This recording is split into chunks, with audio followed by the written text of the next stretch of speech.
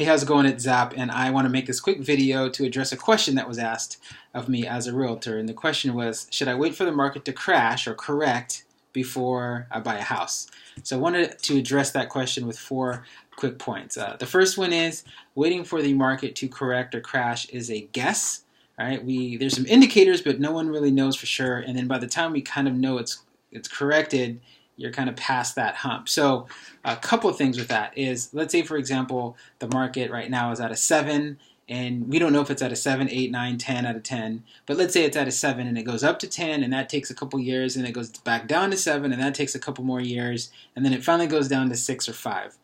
You would have to be really following the market and indexing the market to know that difference, and do a really good job of saying, okay, we're below where we were in 2017, 2018. Now I'm going to buy a house. So that takes a lot of patience and a lot of persistence, and most people just simply don't do that because they haven't before. What makes them going to do it now? So the first thing is, it's a guess. Second thing is, a question I'd ask is, what are you doing with your money while you're waiting for the market to correct?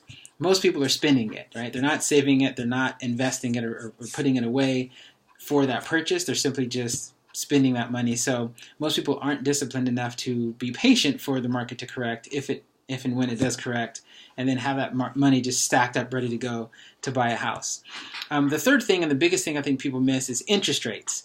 For the last 200 years, the interest rate has fluctuated up to 20%, down to 2%, and the average is between 5 and 5.5% for the last 200 years. This is in America anyway.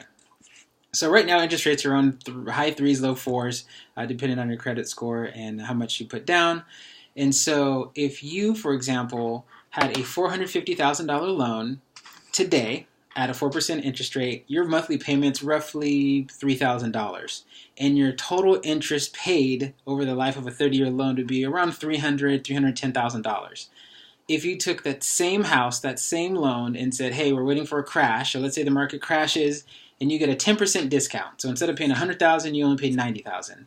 Or instead of paying $450,000, you only have a $405,000 loan. So a 10% discount. But the interest rate went up 1%, which would probably happen in the next 4 or 5 years, or even 1 or 2 years.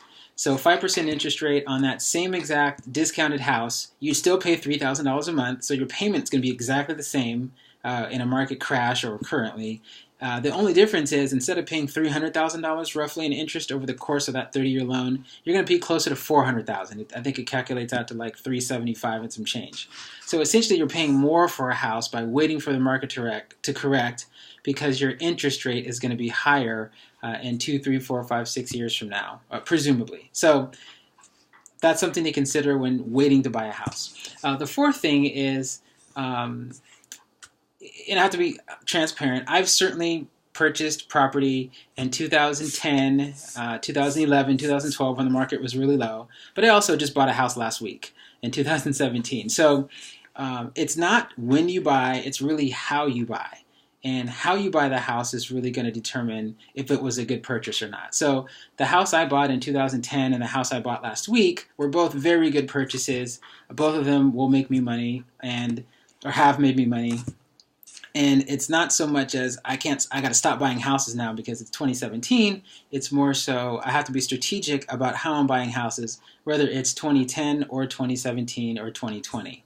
So I heard a saying, and I really like it. It says, the best time to plant a tree was 20 years ago, but the second best time to plant a tree is today.